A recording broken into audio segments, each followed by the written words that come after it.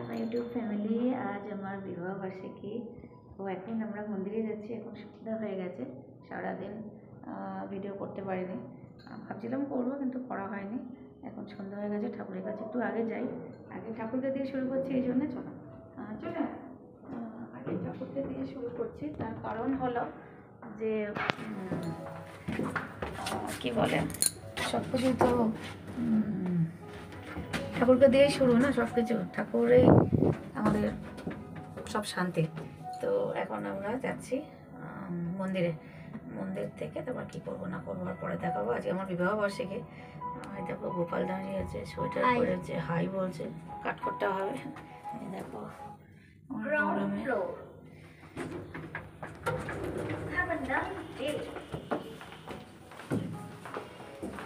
কত একটু সামনে নিয়ে গিয়ে আমার আউটফিটটা দেখো, এখানে ভালো আসবে না, ওখানে আমি ভালো আসবো।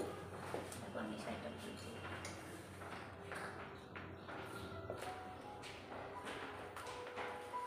এটা খুব সুন্দর সাজানো তো হয়নি, এমনি যাচ্ছি।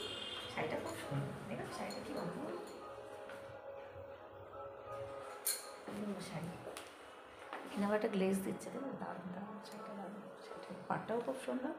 তোমায় দেখিয়ে, তোমরা যারা আমার ভিডিও দেখেছিলে যে এই শাড়িটা আমি দেখিয়েছিলাম ভিডিওতে, আর এখনও দেখাচ্ছে। চুলটা এত টেনে বাঁধা হয়ে গেছে, আমি নিজেকে নিজে চিনতে পারছি না, যেন তো আরতিটা দেখতে পাবো না, যার জন্য ছুটে ছুটে যাচ্ছি যাতে আরতিটা দেখতে পাই মার। ওখানে গিয়ে আমি আর কিছু বলবো না, যেহেতু পুজো হবে, মাকে একবার দেখিয়ে দেওয়ার চেষ্টা করবো কাছ থেকে। মন্দিরটা তো তোমরা অনেকবারই দেখেছো, বিপত্তারিণী মন্দিরে আমি যাই, বিপত্তারিণী মন্দিরেই যাবো। চলো টাটা টাটা।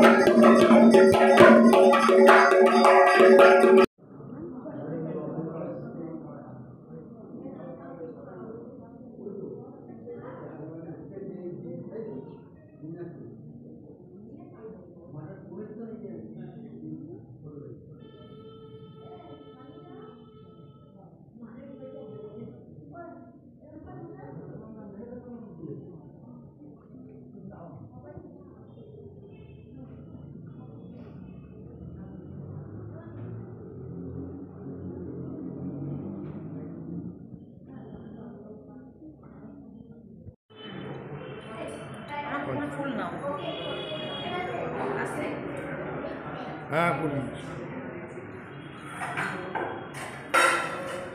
আজকে বিবাহবার্ষিকী বলে ঠাকুরের কাছে এসেছি। মা বিপত্তারিণীকে কি অপূর্ব দেখতে। বিবাহবার্ষিকীর দিনটা প্রতিদিনই চেষ্টা করি ঠাকুরের কাছে আসার, কোনোভাবে ঠাকুরকে নমস্কার না করে আমার দিন ভালো যায় না। আর বরকে জন্য নমস্কার করতে এলাম, আমার বর এসছে, বর ক্যামেরা করছে, বরকে পরে দেখাচ্ছে। ঠাকুরটাকে কি অপূর্ব দেখতে দেখেছো তোমরা? একটু জুম করে দেখিয়ে দেবো ঠাকুরটাকে, তাও ঠাকুরটাকে একটু জুম করে দেখিয়ে দেবে।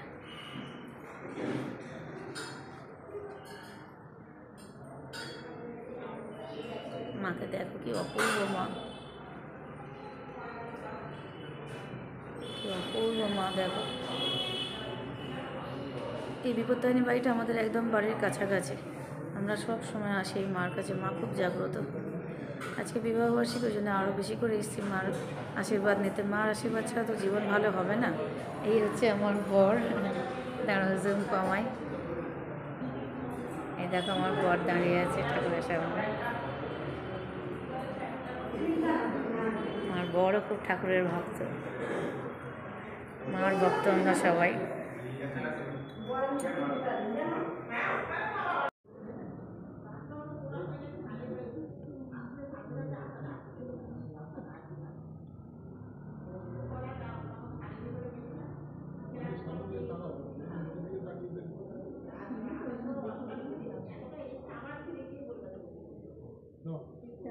মন্দির দর্শন হয়ে গেল।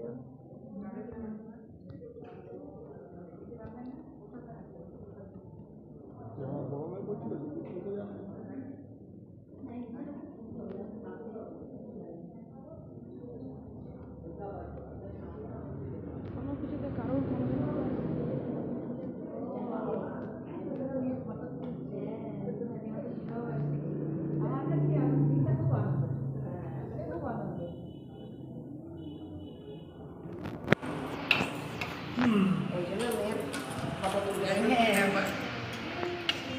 না, আমি সাধারণত কি বলতো মন্দিরে গিয়ে একেবারে ছবি টবি তুলতে পছন্দ করি না, ঠাকুরকে দেখতেই ব্যস্ত থাকি।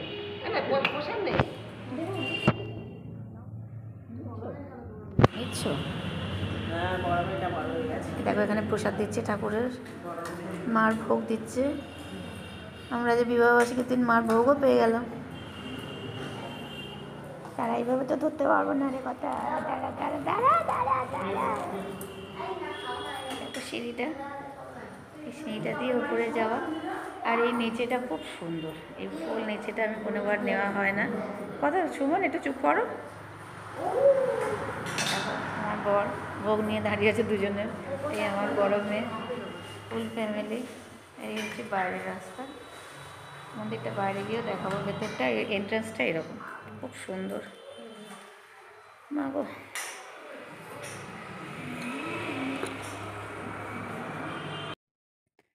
তো দেখো ফাইনালি আমরা সন্ধ্যাবেলায় সেজেছি দুজনে, আমিও সেজেছি, আমার বড় সেজেছে। আজকে আমাদের বিবাহবার্ষিকী, 16তম বিবাহবার্ষিকী। সবাই আমাদের অনেক ভালোবাসা দিও, শুভকামনা দিও, আশীর্বাদ করো বড়রা, যাতে আমরা এইভাবে দুজনে পথ চলতে পারি আগামী দিনগুলো, মিলেমিশে সুখে দুঃখে সবসময় যেন আমরা দুজনের পাশে থাকি। আজকে 16তম বিবাহবার্ষিকী আমাদের। তো আমার বর চোখ ছোটো করছে কেন আমি বুঝতে পারছি না। আর একটা ব্যাপার হলো যে দেখো এই বেনারসিটা পরেছি, এটা আমার বর আমাকে দিয়েছে বিবাহবার্ষিকী উপলক্ষে।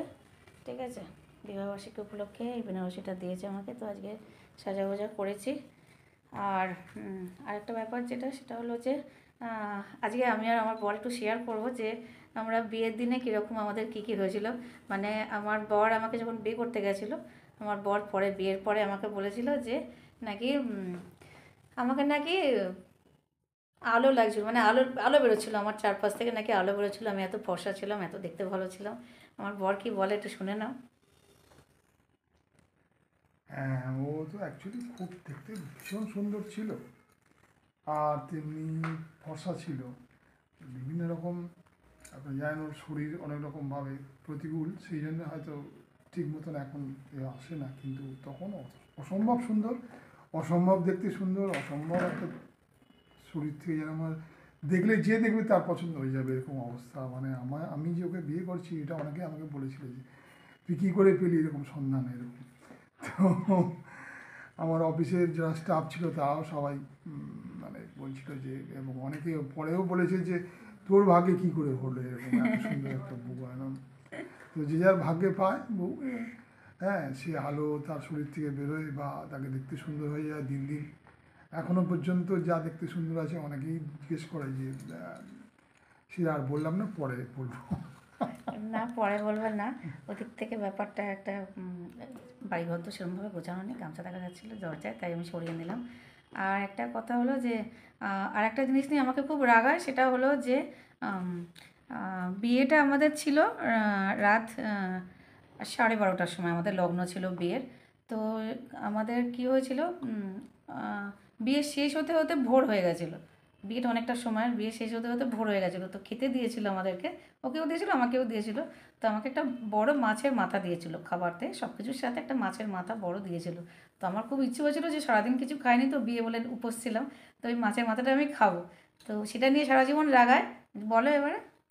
হ্যাঁ, সে তো আমাদের পুরোটা দিন চলে গেছে, সকাল থেকে আমাদেরকে বলেছে, যা যে যা বলেছে তাই শুনতে হয়েছে, মানে খাবে না, সারাদিন উপোস করে থাকতে হবে, রাত্রি হয়ে গেছে।